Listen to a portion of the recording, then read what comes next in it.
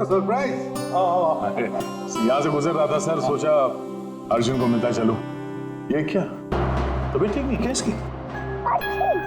देखो सर्दी हुई है, जुकाम हुआ है। अरे हमारा टाइगर, क्या हुआ आपको?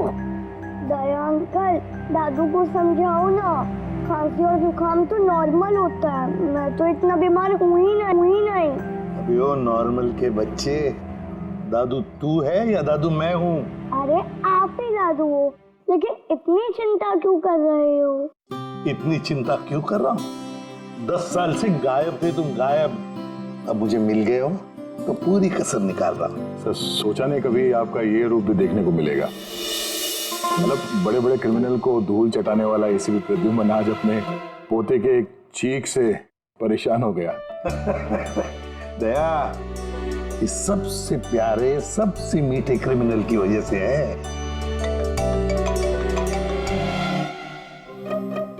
क्या हुआ, फोन कहाँ है? अर्जुन बेटा, लगता है आपके फोन में ना मेरा एक कॉल आ रहा है ना? तो मैं वो कॉल रिसीव कर लूं? पहले चॉकलेट दो। अरे आज तो मैं ऐसे ही आ गया था, अगली बार मैं चॉकलेट लेके आऊंगा। ओके।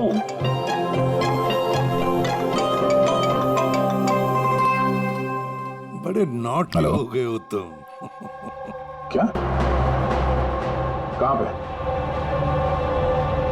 ठीक है, हम लोग अभी पहुंचते हैं। क्या हुआ? सर वो हेमसुगा के जंगल में एक लाश दफन मिली है कुछ लोगों को।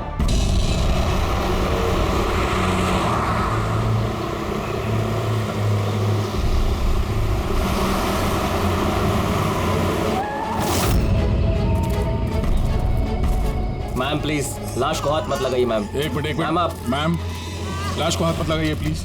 मैम प्लीज मैम संभालिए अपने आप को। चाकू घूप के मारा? नहीं सर, चाकू घोप के नहीं, गोली मार दी गई है। गोली? तो ये चाकू का निशान? सर ये चाकू का निशान नहीं है, तलवार का निशान है। कट यार सुदेश, पूरा टेक खराब कर दिया यार। हाँ सर पता है, लेकिन ये तलवार नहीं निकल रही है, देखिए आप खुद अटक गई है, ये देखिए।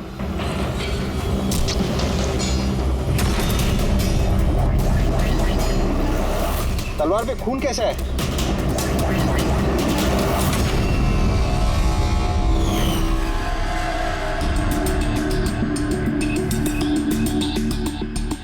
मतलब ये बॉडी जमीन में पहले से दफन थी? जी सर। पेट पे गोली लगी है मैम प्लीज। और छाती पे कहीं भी एग्जिट रूम नहीं है, मतलब गोली अभी भी अंदर है, बाहर नहीं गई है। सर दूर से गोली मारी होगी और पीठ पीछे धोखे से गोली मारी होगी। या धोखे से मारी है या फिर ये किसी को देख के भाग रहा था यहाँ से। ये औरत इनकी बीवी है? जी सर, ये जो लाश है रविंदर की है, ये उनकी आईडी है, और इनकी बीवी मालती।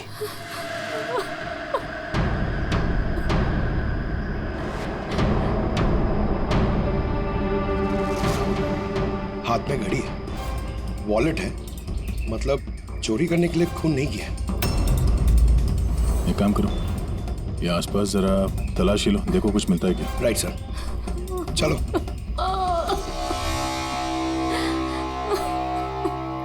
आपने आखिरी बार अपने पति को कब देखा था? आज सुबह 10 बजे। क्या काम करते थे वो? मकान किराए पे छुड़वाते थे और बिकवाते भी थे। मतलब एस्टेट एजेंट? हाँ। आज सुबह कहाँ जाने के लिए निकले थे? एक फ्लैट आज किराए पर चढ़ने वाला था, तो वही चेक करने गई थी कि वहाँ पे कोई सफाई या मरम्मत वगैरह की जरूरत तो नहीं है। सर। हाँ? सर यहाँ आसपास तो कुछ नहीं मिला, ना खून ना कोई सुराग। लगता है गोली यहाँ नहीं चली। क्योंकि सर गोली जंगल में चली ही नहीं। तो फिर कहाँ चली? हो सकता है फ्लैट में, जो आज किराए पर चढ़ने वाला था। आपको कैसे पता? क्योंकि मैं उनसे उस वक्त फोन पे बात कर रही थी। बेबी मैं पूछ रही थी कि सब्जी कौन सी खाओगे? लंच का तो पता नहीं, मगर स्वीट डिश में क्या लूंगा वो मालूम है। मैंने स्वीट डिश नहीं, मैंने सब्जी पूछी है, सब्जी कौन सी खाओगे? अरे कुछ भी बना लो, तुम्हारे हाथ का तो कड़वा करेला भी अच्छा लगता है। तो आज फिर आपको कड़वा करेला ही खिलाती हूँ। अच्छा बेबी, मैं फ्लैट पहुंच गया हूँ, थोड़ी देर में कॉल करूँ तुम्हें? ये क्या? मारना मत तुझे। हेलो हेलो, मुझे मत मारना। नहीं। रविंदर, हेलो, क्या हुआ? तुम कुछ बोल क्यों नहीं रहे? हेलो।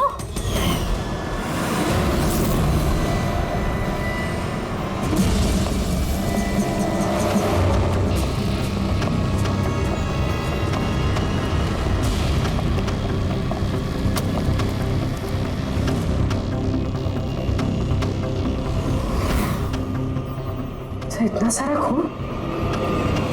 सर यानी मालती ठीक कह रही थी, रविंद्र का खून यही हुआ है और फिर उसे यहाँ से जंगल ले जाया गया और दफना दिया। लाश को अगर यहाँ से ले जाया गया था तो फिर किसी ने देखा कैसे नहीं? पंकज, जरा वॉचमैन को बुलाओ।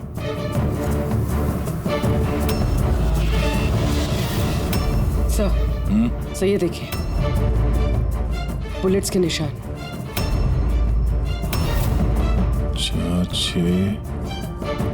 13 बुलेट्स और एक गोली रविंदर को लगी। तो क्या 14 गोलियां चली थी क्या यहाँ पे? पूर्वी, जरा अंदर चेक करो, देखो कुछ मिलता है क्या।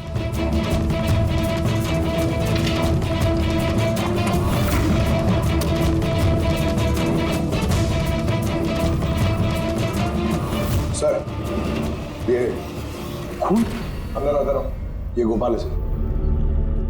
आज सुबह यहाँ इस फ्लैट में खून हो गया। खून? उसके बाद लाश को यहाँ से ले जाया गया। तुमने देखा नहीं किसी को? कहाँ थे तुम? सर सुबह से मैं यहीं हूँ और बिल्डिंग में से कोई लाश नहीं गई सर। तो क्या लाश के पर लग गए और जंगल में जाके वो दफन हो गई खुद? सीसीटीवी फुटेज लेके आओ इस बिल्डिंग का, जल्दी। सर क्या हुआ?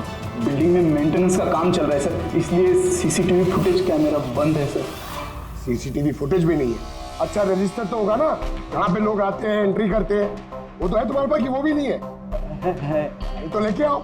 सर बिल्डिंग में मेंटेनेंस का काम चालू है, इसलिए वर्कर लोग अंदर बाहर कर रहे हैं सर, इसलिए मैंने सुस्ती में नाम दर्ज कराना बंद कर दिया सर। सुस्ती के कारण एंट्री करना बंद कर दिया? तेरे सुस्ती मैं निकालता हूँ। सर मुझे माफ कर दीजिए सर, मैं सच कह रहा हूँ, बिल्डिंग के बाहर कोई लाश नहीं गई सर। तेरे साथ क्या करने वाला हूँ मैं तुझे बाद में बताता हूँ। जा वहां खड़े रहे, बाहर खड़े रहे। चल। सर मुझे तो लग रहा है ये जो वॉचमैन है ना, ये भी मिला हुआ है। सर पूरा फ्लैट खाली है, ये लड़कियों के कुछ कपड़े मिले हैं, हो सकता है किसी पुराने किराएदार के हों। लड़कियों के कपड़े? और कोई सुराग? नहीं सर।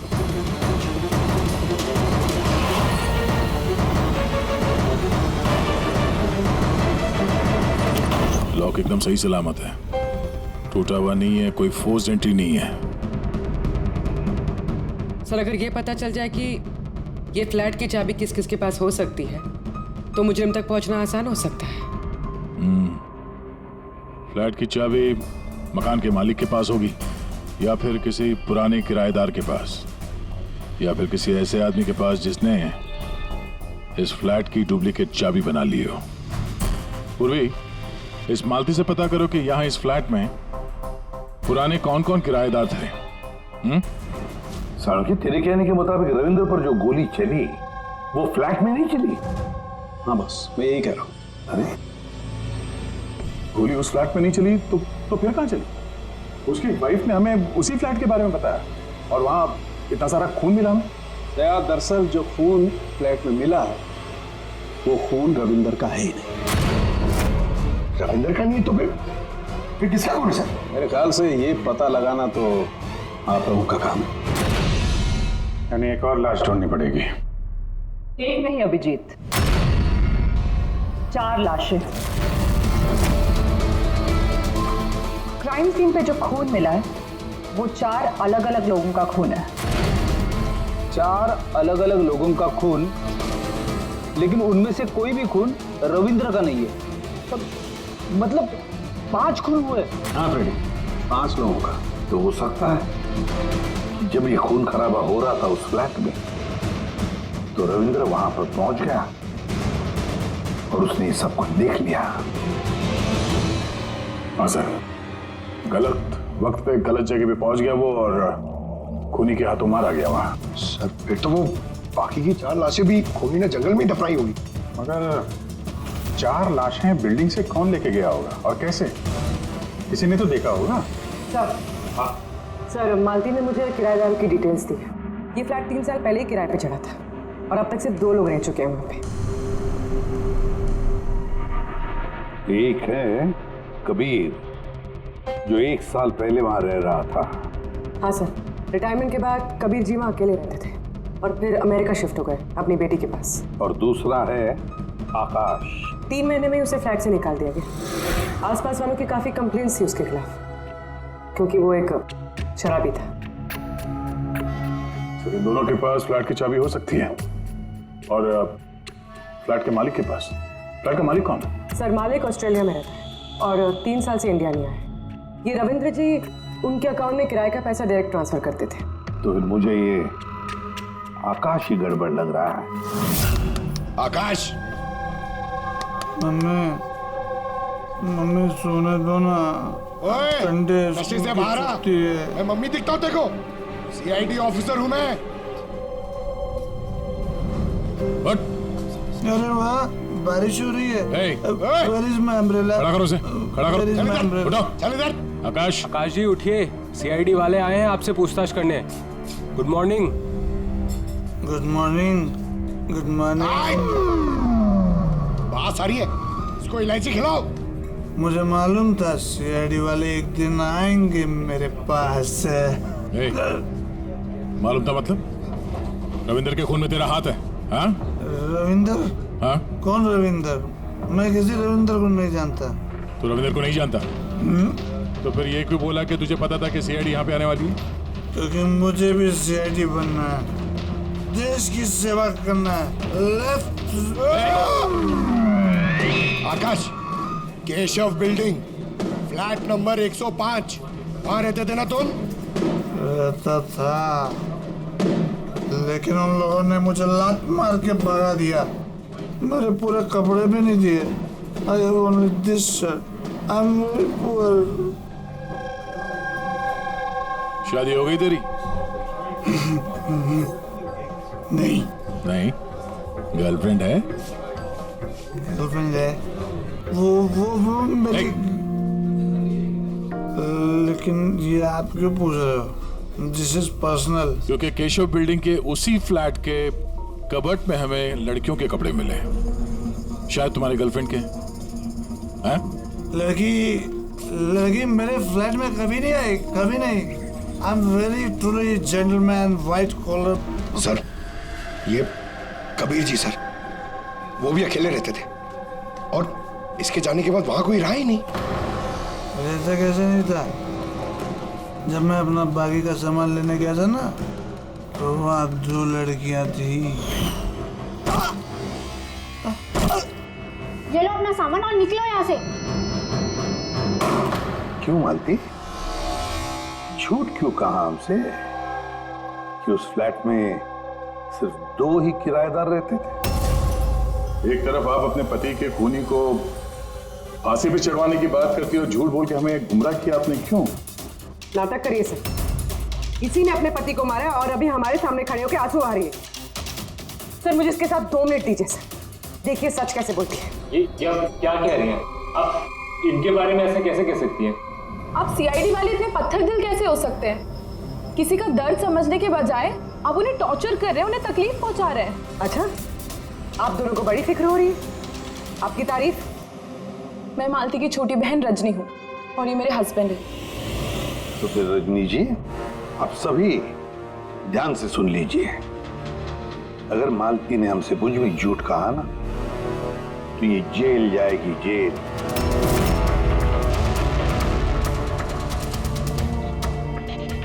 हाँ सर, मैंने झूठ बोला था क्योंकि सर बहुत सारे किराएदारों के हमने रजिस्ट्रेशन नहीं कराए थे।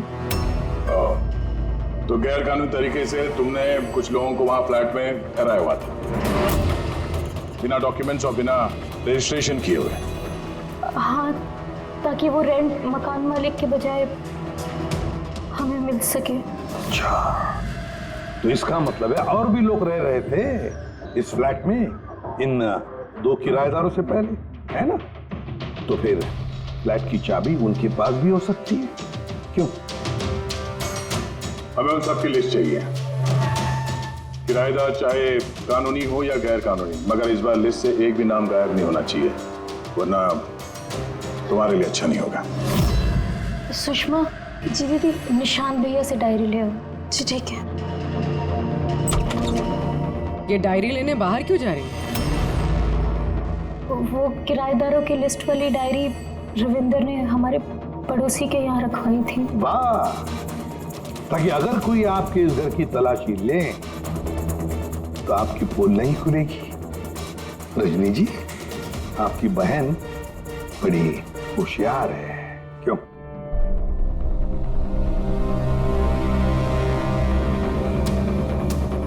मालती भाभी, ये डायरी मंगाई क्या?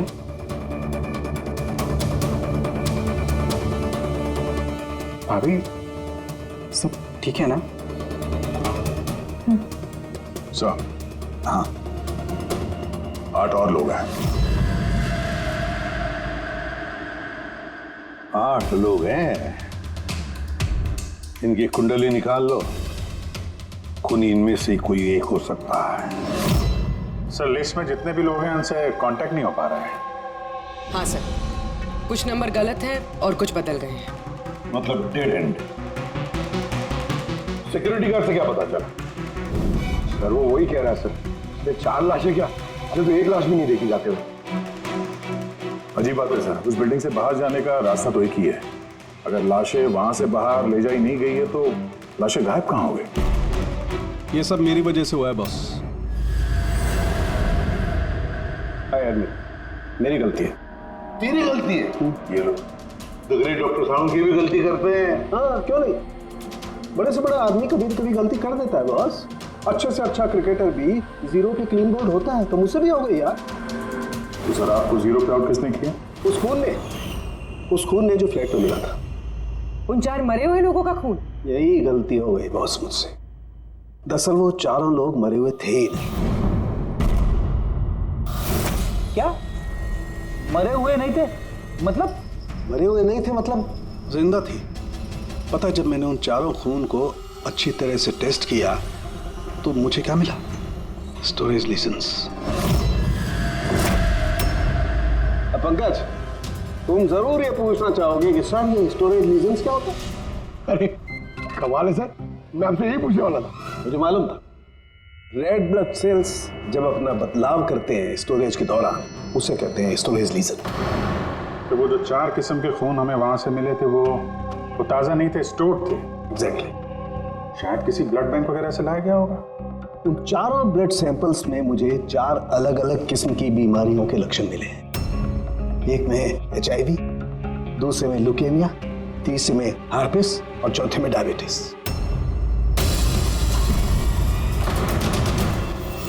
कंटामिनेटेड खून? मतलब ये 4 खून के सैंपल किसी ऐसी जगह से लाए गए हैं जहां पे बीमारी वाला खून स्टोर होता है सर। हाँ, कंटामिनेटेड खून। ऐसा खून तो नष्ट किया जाता है, इंसिनरेटर में भेजा जाता है जहां पर ये डिस्ट्रॉय करते हैं। और ऐसे इंसिनरेटर्स तो हमारे शहर में 2 जगह हैं। एक बार फिर से इस फ्लैट में चल के चेक करते हैं, पता तो चले कि उन गोलियों का और ये बीमारी वाली खून का कनेक्शन क्या है।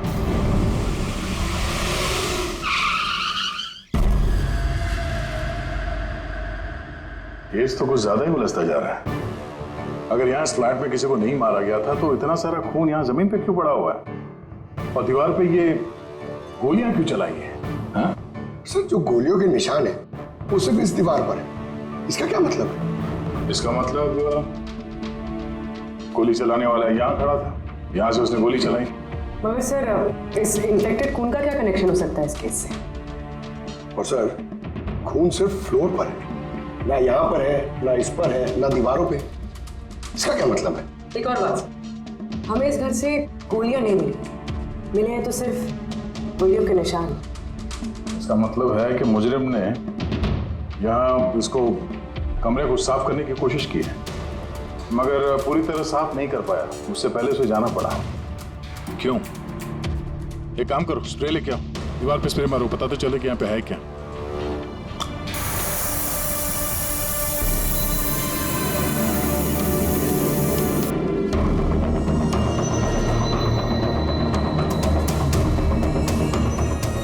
यहाँ पे भी खून के निशान है,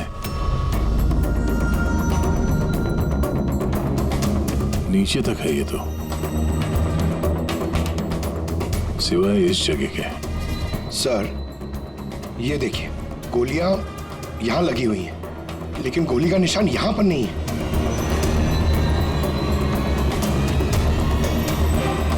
ये क्या,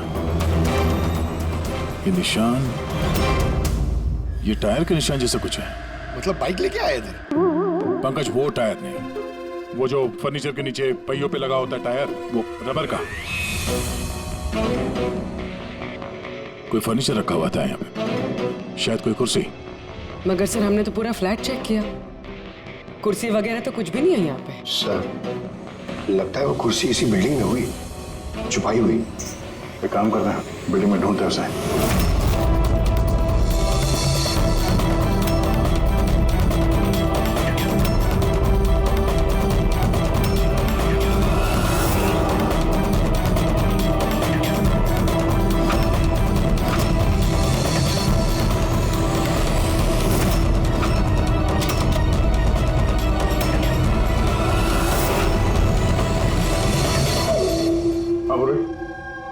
मिल गई कुर्सी।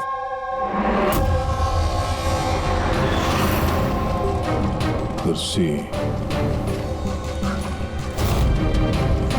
परफेक्ट। सर ये कुर्सी के साथ ये सब भी मिला है। क्या ये, बोलो। ये अब समझ आ गई सर पूरी पहेली। खूनी ने पहले इस मैनिक्विन को चेयर पे बिठाया और चेयर को दीवार से लगा दिया। इस मैनिक्विन के ऊपर वो खून के बैग्स थे और बहुत सारे बुलेट फायर करने की वजह से ये दीवार पे जो बुलेट्स है और ये सारा खून आसपास गिर गया। ये जिसने भी किया ये बड़ा सरफिरा आदमी, मतलब ये सब करने की जरूरत क्या थी?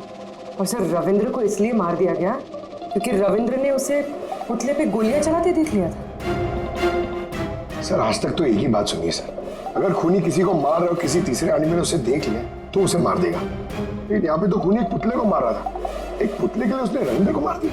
हो सकता है खूनी यहाँ पे शूटिंग प्रैक्टिस कर रहा हो, उसे किसी का मर्डर करना होगा, लेकिन उसके रिहर्सल वो यहाँ इस फ्लैट में कर रहा था। रविंद्र को मारने के लिए इतनी लंबी रिहर्सल? मगर उसे कैसे पता था कि रविंद्र यहाँ आने वाला है? हो सकता है उसकी बीवी ने बताया हो सकता है मालती का हाथ हो इस जुर्म में। अब ये रिहर्सल रविंद्र के लिए थी या किसी और के लिए तो बता नहीं सकते हैं, पर ये मुमकिन है कि इस पूरे प्लान का ये रविंद्र भी हिस्सा हो। सर हिस्सा हो या ना हो, लेकिन मरा तो रविंद्र ही है। मेरी तो एक बात समझ में नहीं आ रही है कि उसकी लाश यहाँ से जंगल पहुंची कैसे? सर मानो उस अलमारी की चाबी हमारे पास रहती है जिसमें खून स्टोर किया जाता है, मगर वो अलमारी सिर्फ और सिर्फ कर्नल शिशिर की मौजूदगी में ही खोली जाती है, उनके बिना कभी नहीं। कर्नल शिशिर? जी सर, वो यहाँ के सिक्योरिटी फर्म के हेड है। सर उनके पास पूरा हिसाब किताब रहता है कि अलमारी में से कब कितने बैग खून के रखे गए और कब कितने बैग नष्ट कर दिए गए। और वैसे भी सर अलमारी खोलने के लिए 2 चाबियां चाहिए होती हैं, पर हमारे पास सिर्फ 1 चाबी है। सर दूसरी चाबी कर्नल साहब के पास रहती है हमेशा से। मतलब कर्नल साहब भी अकेले ये अलमारी नहीं खोल सकते क्योंकि दूसरी चाबी आपके पास है ना? नहीं सर, उनके पास दोनों चाबियां होती हैं, जैसे हमारे मालिक विनोद सर के पास होती है। और विनोद सर आपके मालिक वो कहाँ हैं? सर वो ग्रीस गए हैं अपनी फैमिली के साथ वैकेशन मनाने। तो बच्चे कर्नल साहब ये रिटायर्ड आर्मी ऑफिसर हैं क्या? जी सर, आर्मी में लोग आज भी उनकी बहुत इज्जत करते हैं। देश की फौज के सबसे बेहतरीन शार्प शूटर्स में से एक थे वो। आर्मी छोड़कर उन्होंने अपनी खुद की सिक्योरिटी फर्म चालू कर दी। सर खूनी जिस तरीके से गोली चला रहा था वहां पे, लगता है गन पे हाथ काफी साफ था उसका।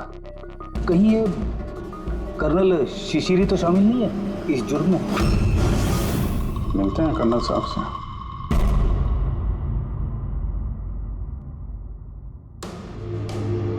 पंकज एक बात बताओ, अगर तुम्हें किसी पे गोली चलाने की प्रैक्टिस करनी है तो वो कैसे करोगे? और फायरिंग रेंज जाऊंगा और प्रैक्टिस करूंगा सर। एग्जैक्टली, मैं भी वही करूंगा। कोई भी नॉर्मल इंसान यही करेगा, फायरिंग रेंज पे जाएगा और टारगेट प्रैक्टिस करेगा। लेकिन खूनी ने रिहर्सल करने के लिए इतना झमेला क्यों उठाया? हाँ सर, पहले इस फ्लैट में चोरों की तरह घुसना, फिर मैनिक्विन को यहाँ बिठाना, खून के बैग्स चुराना, सिर्फ प्रैक्टिस के लिए। और रविंदर सिर्फ इसलिए मारा गया क्योंकि उसने उसे प्रैक्टिस करते हुए देख लिया था कि खूनी कुछ बहुत बड़ा करने वाला है।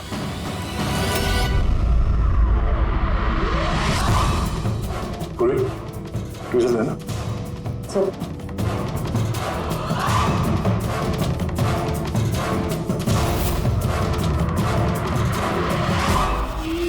राइफल की गोली? ओह, इसका मतलब है गोली चलाने की प्रैक्टिस कोई यहाँ फ्लैट के अंदर से नहीं कर रहा था, कोई दूर बैठ के प्रैक्टिस कर रहा था राइफल की गोली से। हाँ सर, क्योंकि अगर राइफल नजदीक से चलाई होती तो गोली आर पार निकल जाती, कुर्सी में नहीं अटकती। अब समझ में आया मर्डर रिहर्सल के लिए इतनी प्रैक्टिस क्यों। जिसका खून होने वाला है उस पे गोली कहीं दूर से चलने वाली है, कहीं दूर से। सर, आपके कहने का मतलब है कि गोली वहां वो बिल्डिंग से चली है?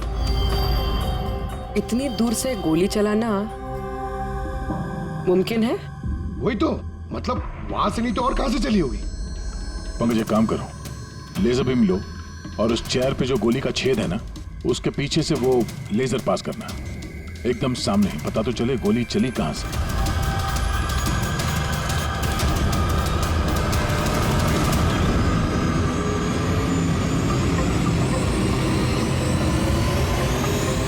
बिलबोर्ड?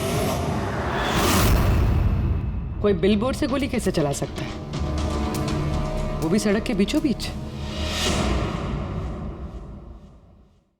कमाल है, सीआईडी वाले मेरे घर पे पहली बार आए हैं, वो भी मेरे आर्मी के दिनों की तारीफ करने नहीं बल्कि खून के लिए मुझ पे इल्जाम लगाने।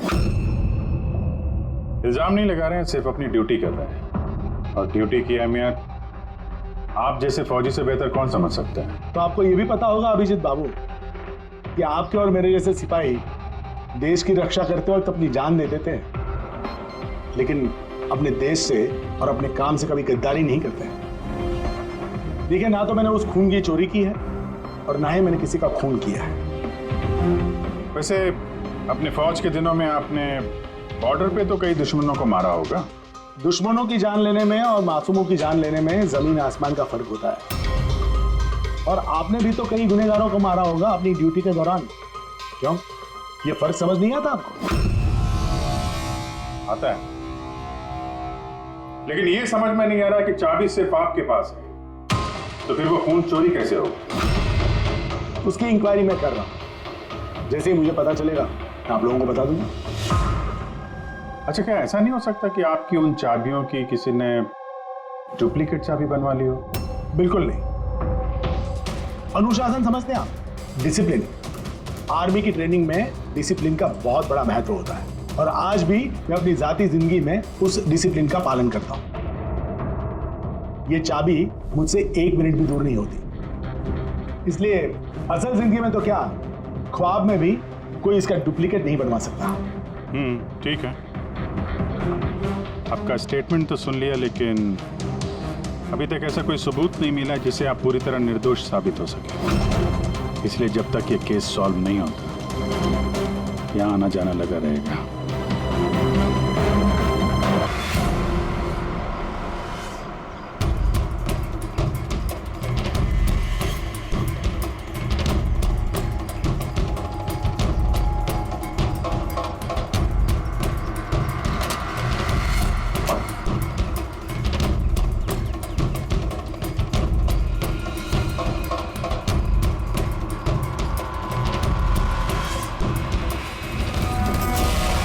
इस मेटल बोर्ड को नट से फिट किया गया था ऊपर। सूंघो इसे।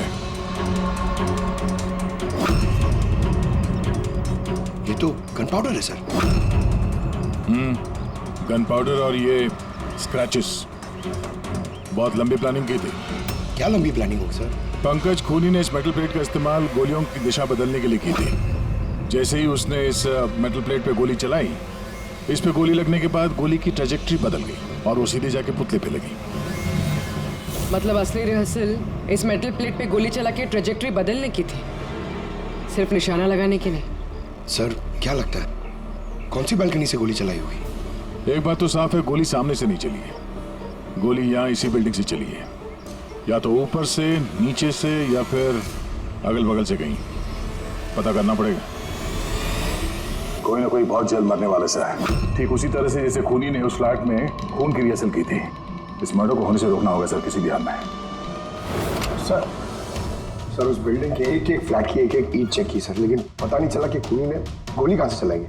अगर इस खूनी ने बेड़ा उठाया रिहर्सल करके ही खून करने का, तो फिर वो वैसा ही फ्लैट ढूंढेगा जैसा फ्लैट उसे वो खून करते वक्त मिले। मतलब सर असली विक्टिम का जो फ्लैट होगा, खूनी ने ठीक उसी पैटर्न का फ्लैट ढूंढा होगा। हर बिल्डर का अपना एक अलग पैटर्न होता है फ्लैट्स का, एबीसी का अलग, XYZ का अलग। तो हमें उस पैटर्न का फ्लैट देखना होगा सर, जैसे वहां उस रिहर्सल में यूज हुआ था। सर ये बिल्डिंग तो आकव बिल्डर की है और इनके कुल मिलाकर 24 प्रॉपर्टीज है पूरे शहर में। मतलब जिसका खून होने वाला है वो 24 बिल्डिंग में से किसी एक बिल्डिंग में हो सकता है। लेकिन 24 बिल्डिंग में से 7 बिल्डिंग्स ऐसी हैं जिसका पैटर्न इस रविंदर के फ्लैट से मिलता है। मतलब हमें 7 के 7 बिल्डिंग ढूंढनी पड़ेंगी। 7 बिल्डिंग, अगर एक बिल्डिंग में 50 फ्लैट है तो 350 फ्लैट, सब बहुत ज्यादा वक्त नहीं लग जाएगा। पंकज चाहे जो कुछ भी हो, करना तो पड़ेगा ही।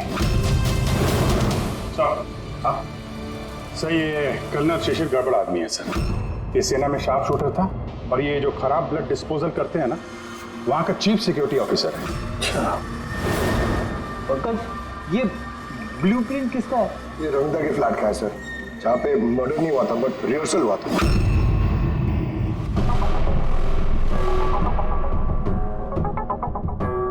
ये तो कर्नल शिशिर के फ्लैट जैसा है सर।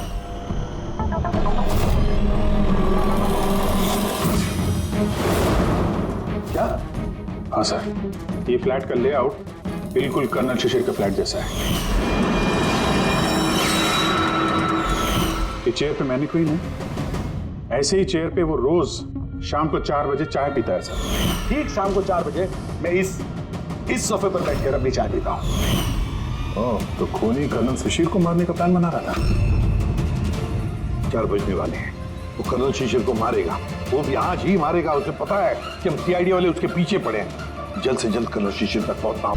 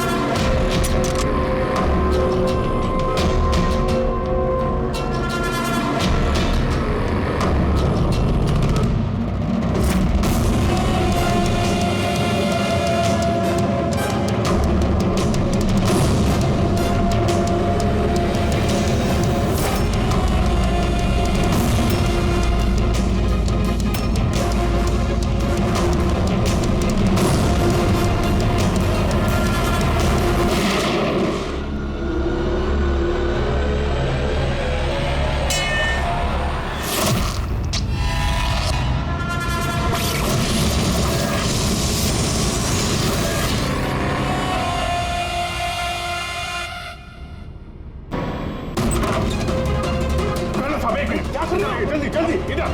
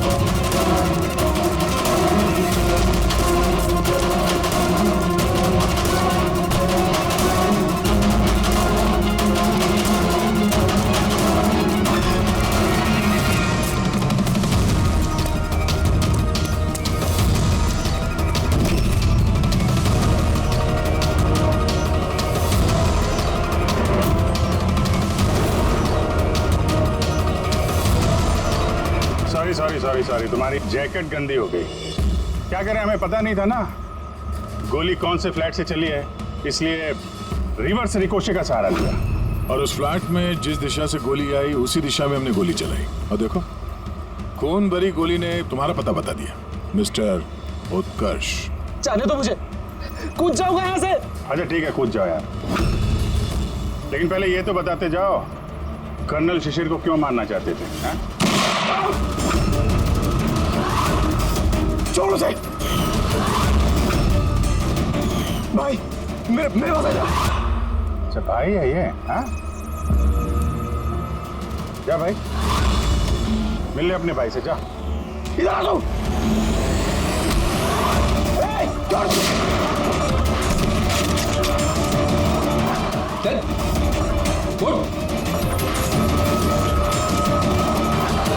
निशांत, निशांत और उत्कर्ष, तुम दोनों भाई हो।